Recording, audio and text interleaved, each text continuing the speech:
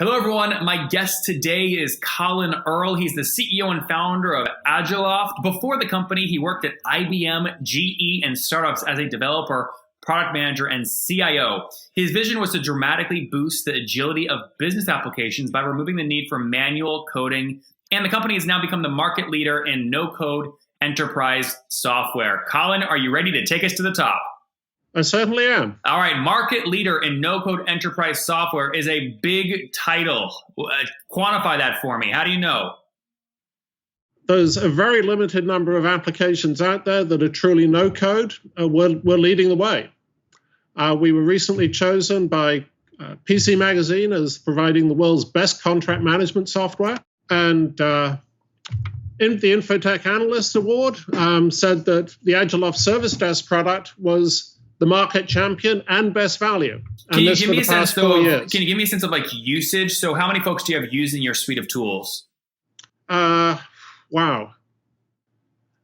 In terms of companies, we have something north of 1,000. In terms of users, well into the millions. Between 2.5 and 3 million at this point. Okay. And give me more of the backstory here. So for people that are not familiar with the company, what do you do and what's your business model? Is it pure SaaS?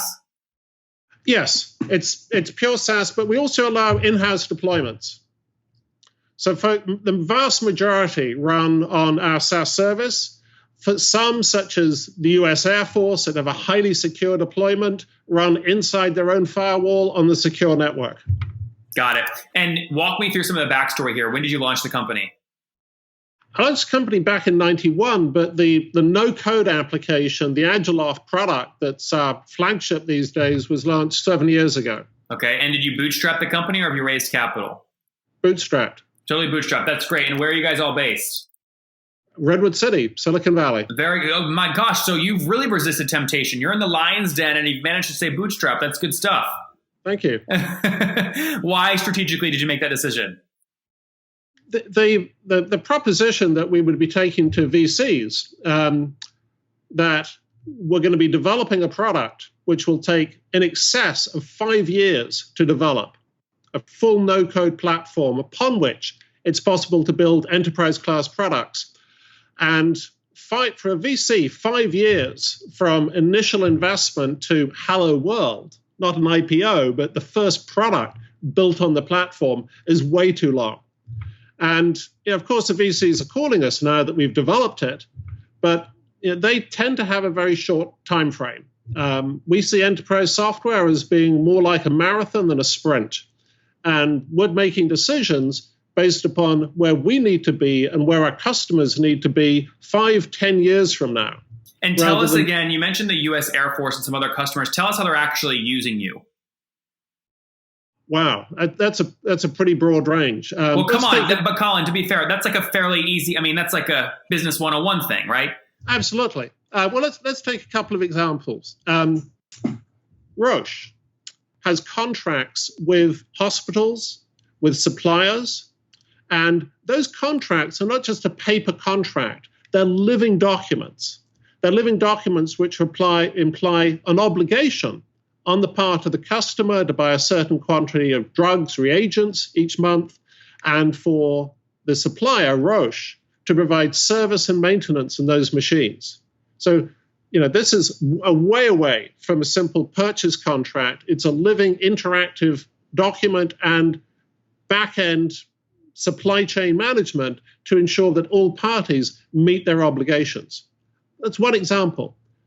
So you're like, just to be clear, it's like an enterprise secure version of DocuSign? It's an enterprise secure version of a living contract. DocuSign's just a signature part. Let's take another example, Chevron. Chevron needs to comply with the Sarbanes-Oxley requirements. That in turn requires auditability. It requires a mechanism for tracking how each individual in the company is addressing those requirements. Again, managed through Agiloft. Take Cal Poly. They have hundreds of thousands of students. Those students need to be provisioned with services. They need to be able to make requests. They need to be able to manage their assets. Again, all like managed what? Like computers they're renting and desks, or Exactly. Computers, access to laptops, access to online trainings, access to security codes to get into their dormitory. Colin, this seems like you cover so many different, so many spaces. How many people are on your team? We don't disclose numbers, but I can say that we have more than 50 and less than 250 employees. Well, why don't you disclose employee counts out of curiosity? It's just standard practice for private businesses. Well, I would actually argue with that. We've had about 3,000 B2B SaaS CEOs on the show, and almost everyone shares their employee count. But there's a reason you're not doing it. I'm curious. Is it a competitive thing, or you don't want people picking off employees, or? We don't want people picking off employees, and we don't. Well, really, what we're doing is we're not disclosing financials. Yeah, that's what I'm saying. Yeah. So how does employee count tie to financials? Well, you can estimate, for example, that each employee fully loaded is going to cost you between $100,000 and $200,000. We're profitable. If we stated we're profitable and we have 52 employees, you'd be able to put a pretty good range on our revenue. If we're profitable and we have 220 employees, that also puts a pretty clear number on what our revenue is. And we just don't disclose that. Okay, so basically what you've just told me then, you said between 50 and 250. You gave me kind of your assumptions you're using, which may or may not be applicable to companies around the world, but you basically just said I could multiply 50 employees times 100 to 150 all in, and then a high range is up 250 employees at 100 to 150 all in, and say you're doing somewhere between 5 and 25 million in annual revenue. So you've given us a big, vague range. Is that accurate? Yes. Yeah. And I'll just say we're a fair way beyond 5 million or 7 digits. We're into 8 digits. That's great. Yeah. So you're between 10 and 25 million. That's wonderful. Yeah, well, really between 10 and 50, but yes. 10 and 50. Well, that's wonderful. So tell me more about, are you only serving these enterprise folks, or do you have kind of mid-market and SMBs using you as well? Oh, no, and actually, that's one of the things I'm proudest about, is that we serve the SMB market as well. The same code that provides Sarbanes-Oxley compliance for one of the world's largest and most sophisticated company is the same code that's being used by a 20-person startup to manage the distribution of organic lunches to school kids in Marin. So yeah, it runs the gamut. Now, that said, the majority of our customers are between 250 and 500,000 employees. Maybe this is a better question. On average, what's the average customer paying you per month? Are we talking $1 or $1 million? The average customer is paying us, in the order of $1,000 per month. Okay. The average deal size is about $45,000 a year. No, for the initial implementation plus the first year of service. Okay, got it. So you have a kind of a setup fee. Do you do any on-prem stuff or no? We occasionally will go on-prem to set up, but the vast majority we just do over the web. Okay, so split that first year ACV down for me. It's 45 grand. What percentage of that is going to set up versus just paying the 12-month contract? It depends, but typically in the order of $20,000 for the setup, maybe $25,000 for the setup, and then $10,000 to $15,000 per year. Makes a lot of sense. I imagine with that kind of setup fee, that really enables your customer onboarding team and the rest of your team to only focus on real, meaningful customers, and your churn is probably super low because of that setup fee. Is that accurate? And if so, what does your annual retention look like? It is certainly accurate. Annual retention, and it depends upon whether you look at the customer count or the seat count. In terms of customers, it's about 94%. In terms of logo retention or revenue retention? Logo retention. Okay. In terms of revenue retention, it's over 100%. Because the existing customers purchase more than enough seats to make up the drop-off from the customers that we lose. So said differently, you are very much in the net negative revenue churn range. Yes. Yep. Makes a lot of sense. Where are you finding these new customers? How are you closing new deals? They're coming to our website. They're coming to our website saying, we have a need. Can you provide a solution? How do they find your website, Colin? For example, if you type contract management software, on the first page of Google, it'll bring up the PC Magazine review of contract management systems. And as the editor's choice, number one in that review, a lot of people come to us through that. Others come through review sites like Capterra, G2 Craft, Trust Radius. And I'm pleased to say that we are the most highly praised in those reviews. Yep. Now, these guys, their business model is you can pay for placement. Do you pay Capterra or G2 Crowd anything? We pay in some categories. We're paying for placement in the list, and in other categories we're not. Got it. Yeah, no, I just brought up, by the way, this PC review. Yeah, you guys are at number one. Then you have kind of Updraft, Concord, Onnit, Contract Safe, Coupa, ContractWorks, a lot of these other guys. So yeah, that placement, I could see where that drives you guys a ton of traffic. It does, yes. Yeah. Interesting. So are you spending anything? Well, I guess you are a little bit for categories you're not in, but in a given month, what is like a total amount you're spending on paid acquisition only? It varies, but typically something in the order of $30,000 to $50,000 a month. So not actually fairly small as a percentage of your total revenue. Yeah. Yep. And are you spending that in any other places besides these review sites? Let me think. No, not at present. Okay. And when you look at your sales and onboarding team plus your paid spend, in total, what are you paying or what are you willing to pay for CAC, customer acquisition cost? We're willing to pay in total something in the order of 6 man-months or 6 months worth of revenue, SaaS revenue from that customer. Which is about $6,000 because you told me ARPU earlier was $1,000. Yeah. Yep. And walk me through more of the reasoning. Teach us a lesson there. Why 6 months of revenue? 6 months of revenue ensures that we're profitable in the first year.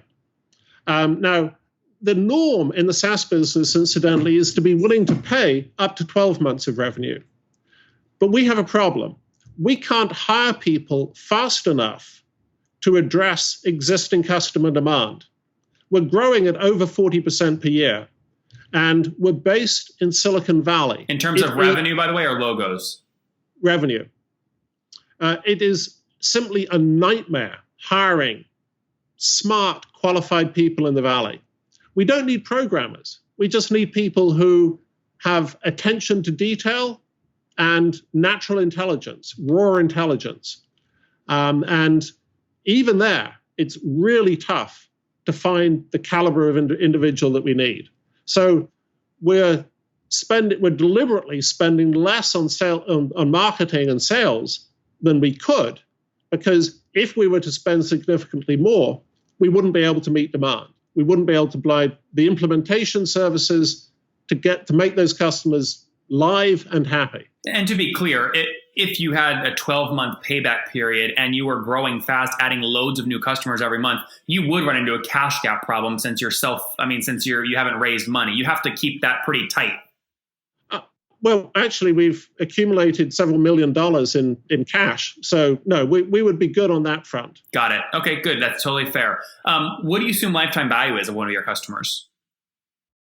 There's a wide range. I mean, we have customers whose deal value ranges between $20,000 and $1.8 million. That's one year contract. That's 1 year contract plus the initial implementation. So the lifetime value is typically in the order of $500,000 to $1 million. Well, Colin, last time I checked, that math works. If you can put $6,000 in an ATM and spit out $500,000 over the first couple of years of a customer's life, you use that ATM all day long. Well, bear in mind, it's not the first couple of years. Lifetime value for us is typically in excess of 10 years. Got it. And you have the sample size to do it. You launched in 1991, right? Yeah. All right. Give me some of the backstory here if you can. So 1991 you launched. Do you remember in your first year revenue? No, but it was a one-man shop at that point, and less than $100,000. Oh yeah. Okay, less than $100,000. And fast forward I'll do every decade here. So fast forward to like December 2000. You remember what your run rate was then?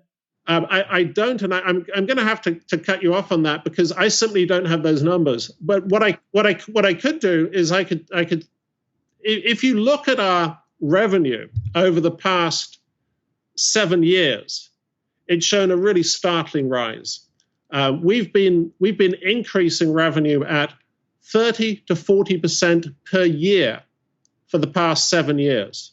So, if you were to take a 7-digit number, an 8-digit number in the range of 10 to 50 million, and backtrack from there, given 30 to 40% per year, you'd be more or less where we were 7 years ago. Got it. We're very close to the end of 2017. I assume you throw, based off that shirt you're wearing, a wildly fun holiday party. At the holiday party, what are you guys toasting to? Do you think you break 30 million in ARR? Like, what's a stretch goal, but that's still a little uncomfortable? We have some deals in hand, which if we're successful in landing them, taking them through to completion, will represent in excess of $50 million in revenue. Over whatever, if they're 3, 4, 5-year contracts kind of thing? Yeah, but that's for one individual such deal. Yeah. Well, so tell me, your pipeline, what I hear you saying is your pipeline is very, very healthy. But do you think by the end of this year, you'll break the kind of magical $30 million, like actual closed run rate mark? I'm not going to answer that. I'm just keeping my fingers crossed. All right, Colin, good stuff. Let's wrap up here with the famous 5. Number 1, what's your favorite business book? Probably Crossing the Chasm. Jeffrey Moore, it's a good one. Number 2, is there a CEO you're following or studying right now? No. Number 3, besides... And I say no because there are several CEOs that I'm following right now. Name one that's not a normal, like not a mainstream one. No, they're all mainstream. Okay, there's no one, like I'm talking like Elon Musk, Steve Jobs. Name someone might not have heard of before. I'm not asking you for your favorite, by the way. I'm asking this for educational purposes for my audience. If they want to go learn from someone, who to search? If they want to go learn from somebody, the one that I recommend above all else is Peter Drucker. Peter Drucker. He wrote a number of management books, and the beauty of these books is that they're brutal. They're to the point. They're direct. They're entirely free of fluff, and they're actionable. There are other books which are inspiring. The Tom Peters books, for example, are inspiring. But the folks who have tried to put those books into practice have struggled because they're not actionable and they're more to do with getting you pumped up and enthused and the rest of it than in actually executing a business strategy. Amen. Peter Drucker is superb for the latter. All right, Peter. Number 3, your quick answers here because we're almost out of time. Besides your own, what's your favorite online tool? Slack. All right, number 4, how many hours of sleep do you get every night? 7 or 8. That's pretty good. And what's your situation? Married, single, you got kiddos? Very happily married for the past 20 years. Wow, and how many kids? Just one. Just one kiddo. Okay, and how old are you, Colin? I'm less than 60, but not that much. We'll say 59 or in that range. Less than 60, but not that. All right, Colin, last question. Take us back 39 years. What do you wish your 20-year-old self knew? Wow, that's a good question. First, trust in your instincts. Don't believe them when they say it can't be done. Lastly, be humble. Especially these days, there's so much knowledge out there on the internet. Any question can be addressed. Any business question that you have can be found through research on the net. What it requires, though, is the willingness to look at that answer, look at a range of other answers to that same question, and determine based on your circumstances, your intuition, and your knowledge, which is right. And 9 times out of 10, the one that's right is the one that is actionable, to the point, and lacking in fluff. That acknowledges that people are far from perfect, and that includes yourself. That's good, Colin. I'm actually one last question here. You go home tonight for dinner, and you got to look your wife in the face. She's sitting across the table from you and say, honey, today I turned down an acquisition offer for $500 million. What is her reaction? Shock. So let me ask that differently. Would you, if Larry Ellison writes you a $500 million check to acquire the company, do you sell? That question comes up a fair bit because obviously I'm not going to be here in another 20 or 30 years. And here's the honest answer. It depends upon who's offering the check. A check from an organization that I admire, that treats its employees well, that's going to grow the business, expand to new frontiers, and can do a better job of growing the organization than I can, I'll take a serious look at that. A check from an organization, and there's a lot of them out there, which are known for essentially strip mining businesses, buying it for no more than the customer base, replacing the employees with low-cost alternatives, or just keep it running for a few years as the money flows in. That I probably wouldn't consider. There you guys have it from Colin. Be humble, stay focused, and never believe anyone that tells you it cannot be done. He launched his company almost, Colin, you're going to hate me for this, almost the year I was born in 1990. 1991. He's now well over 1,000 customers, millions of seats, doing somewhere between, call it $10 and $30 million annually. Maybe he breaks that. Healthy annual retention over 94%. Willing to spend $6,000 to acquire a customer because they're worth over $500,000 to them in the long run. He's spending very little on paid acquisition each month, less than $50,000. His team is between 50 and 250 people out there in Redwood City, focused on building no-code software. Colin, thank you for taking us to the top. Thank you, Nathan.